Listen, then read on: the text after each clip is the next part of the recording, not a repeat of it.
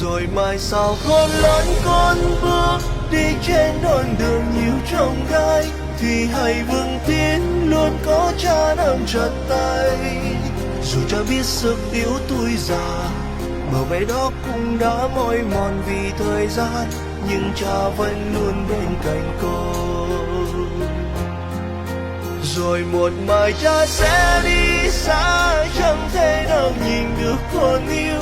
Ngày mà con đi những bước đi trên thành công, cha ở thế giới bên cạnh, cha vẫn luôn đếm từng nhịp đường con đi, và cha mỉm cười.